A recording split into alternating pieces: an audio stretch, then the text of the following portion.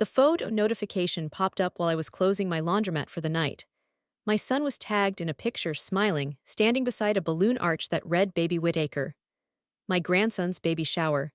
I zoomed in slowly, scanning every face, her parents, her friends, Mason, even coworkers I didn't recognize. But not me, no call, no invitation, nothing. I was still staring at the screen when my phone buzzed again, this time a message from my daughter-in-law. Hi Nora. We're a little short after the shower expenses. Do you think you could help us out? And that was the moment something inside me went completely quiet, because I realized I wasn't family when the photos were taken. I was family when the bills showed up. My name is Linda Carver. I'm 63 years old, widowed, and I live in a quiet neighborhood outside Temecula, California, in the same three-bedroom house my husband Daniel and I finished paying off just 6 months before he died. For the last 24 years, I've owned 3 laundromats across Riverside County. It isn't glamorous work, and most days I still show up in jeans and work shoes that smell faintly of detergent no matter how many times I wash them. But those machines built my life. The house, the savings, the small cushion that made Daniel's final year less terrifying than it could have been. After he passed 9 years ago, stability became something I held onto tightly, because once you lose the person who shared every decision with you, steady ground starts to feel like survival instead of comfort. My son Ethan was 24 when his father died, still figuring out who he wanted to be, still bouncing between jobs, still calling me when life felt heavier than expected, and I told myself that helping him wasn't spoiling him.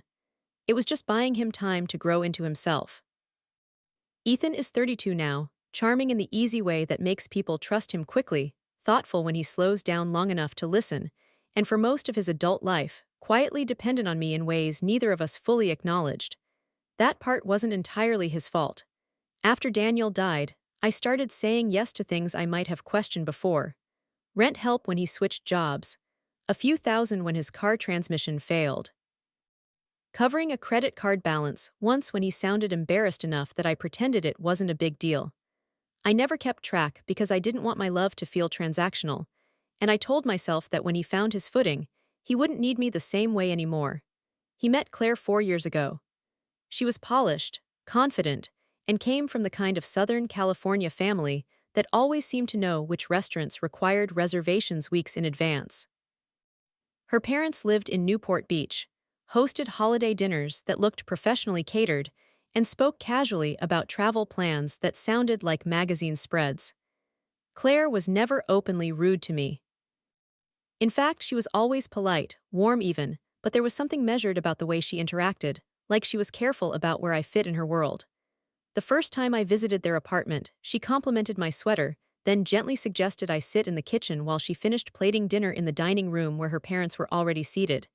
It wasn't unkind, just organized, structured, and I told myself I was imagining things. Still, I tried. I brought food when Ethan worked late. I remembered Claire's birthday. When their rent increased and they debated moving, I quietly offered to help with the security deposit so they wouldn't feel pressured into something smaller. I didn't mention the earlier help because I didn't want gratitude, I wanted connection. Then one Sunday afternoon, Ethan called and told me Claire was pregnant. I sat down immediately, my hand pressed against the kitchen counter, because joy hit me so suddenly I needed something steady to hold onto. After we hung up, I walked outside to Daniel's old rose bushes and whispered, "You're going to be a grandfather," even though he wasn't there to hear it. For the first time in a long while, the future felt wide again.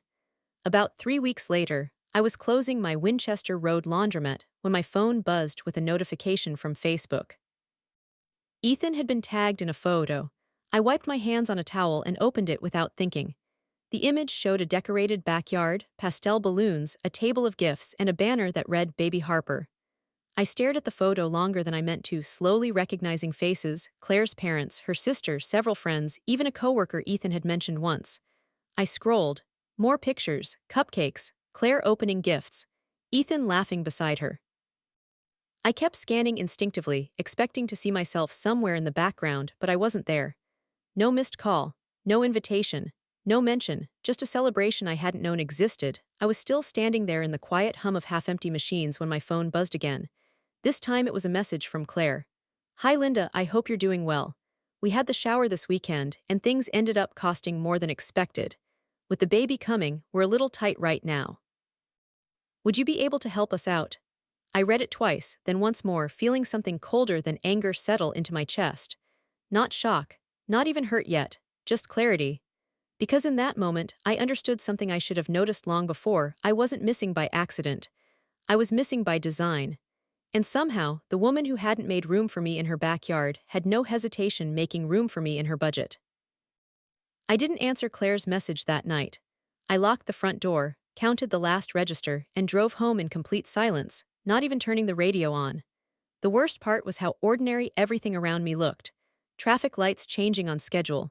A teenager on a skateboard cutting across a parking lot. A woman loading groceries into the back of an SUV. Nothing in the world looked broken, and yet something in me had shifted so cleanly it almost scared me.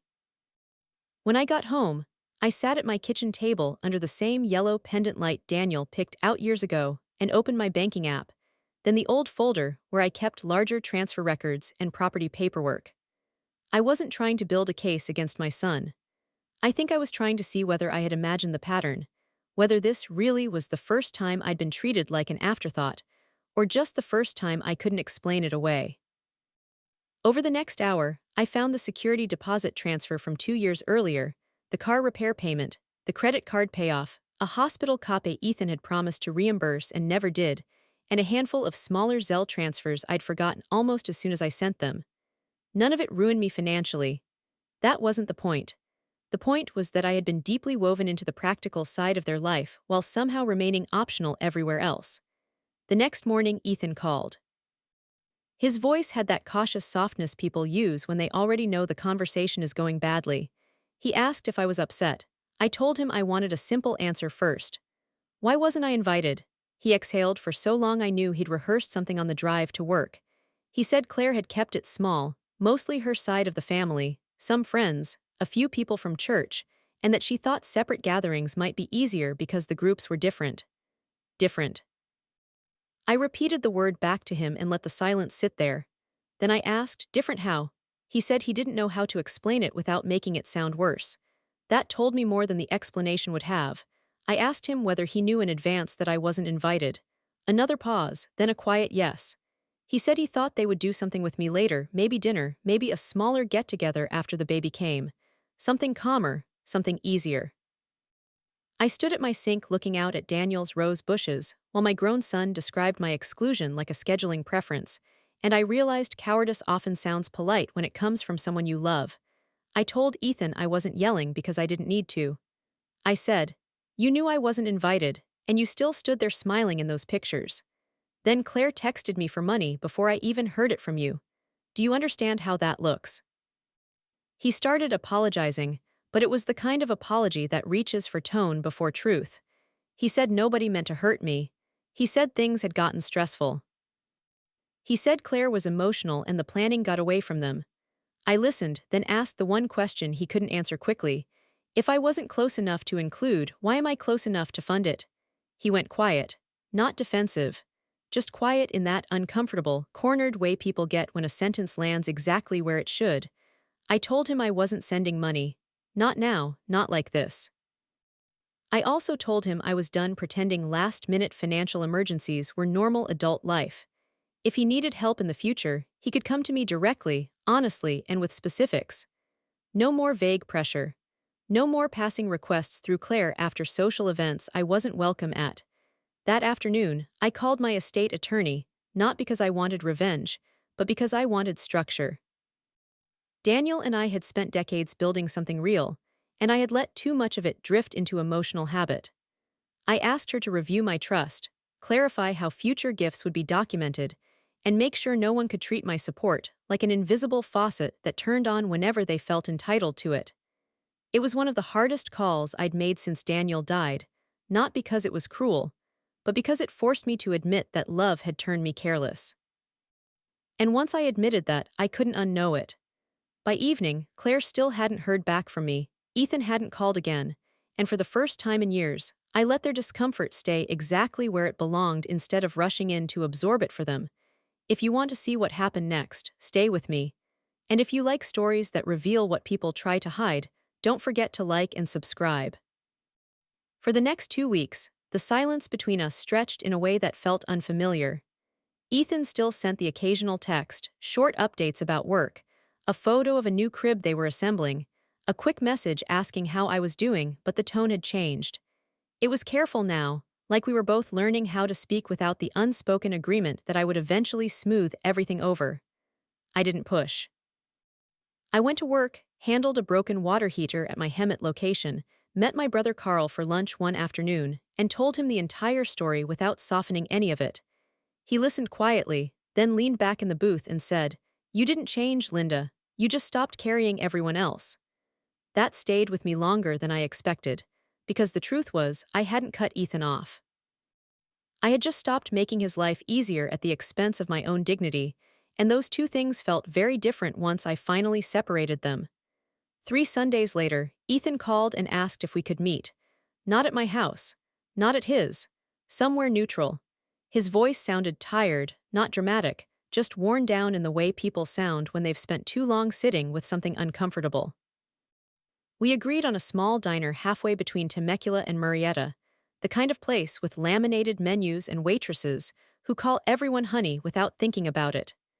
When I arrived, Ethan was already sitting in a booth near the window, which honestly surprised me. My son had been late to most things his entire adult life, and seeing him there early told me he wasn't coming to argue. He looked older than he had a month ago, his shoulders slightly rounded, his eyes carrying that quiet strain that shows up when someone has been replaying conversations in their head. We ordered coffee first, neither of us rushing into the reason we were there. After a few minutes, he spoke. He said he'd been thinking about what I told him, about the shower, about the money, about how easily he'd let things slide over the last few years. He admitted that sometimes he avoided pushing back with Claire because it was easier to keep things smooth than to risk conflict, especially when he already felt behind compared to her family. He told me he didn't like how dependent he'd become on my help, but at the same time, he'd grown used to knowing it was there. That part hurt to hear, but it also sounded honest in a way our conversations hadn't been for a long time. I told him I wasn't innocent in that pattern either. After Daniel died, I had filled every gap I saw because it made me feel useful and close to him, even when that closeness came at the cost of him learning to handle things himself. We talked for nearly 2 hours, not raising our voices once, just letting the conversation move slowly, sometimes awkwardly, sometimes quietly. He apologized again, this time more directly, not just for the shower, but for letting me become someone he leaned on financially while drifting away emotionally.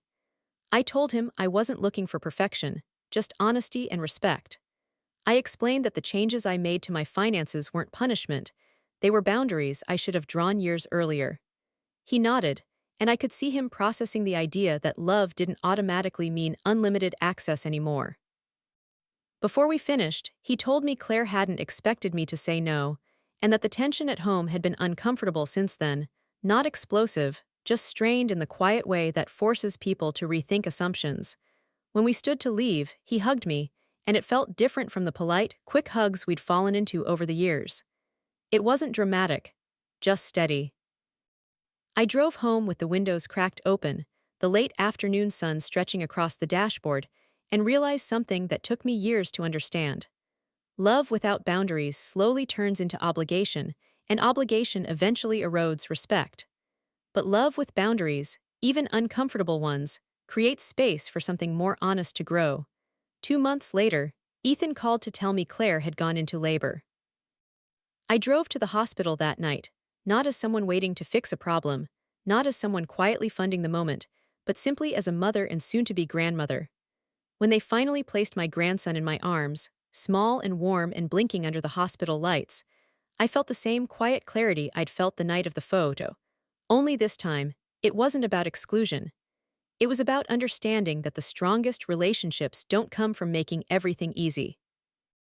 They come from learning where love ends and respect begins. And sometimes the most loving thing a parent can say isn't, "How much do you need?"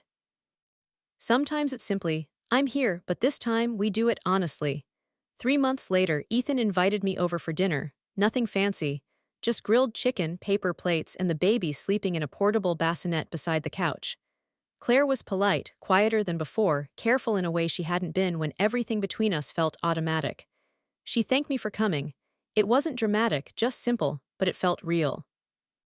Halfway through dinner, Ethan mentioned they were working through their budget, cutting back on things they used to assume were normal. Claire nodded, explaining they'd decided to delay a planned vacation and refinance the car instead. No one asked me for help. No one hinted. And strangely, that was the first time I actually felt fully included, not because they needed something, but because they didn't. Before I left, Claire handed me a small envelope. Inside was a printed photo from the hospital. Me holding my grandson, smiling in a way I hadn't realized I still could. On the back, she had written one simple sentence. We're glad you're part of his life. Not dramatic, not perfect, but honest. And as I drove home, I realized something that took me years to understand: being needed feels good, but being respected feels better. And sometimes, the moment you stop making everything easy is the moment relationships finally become real.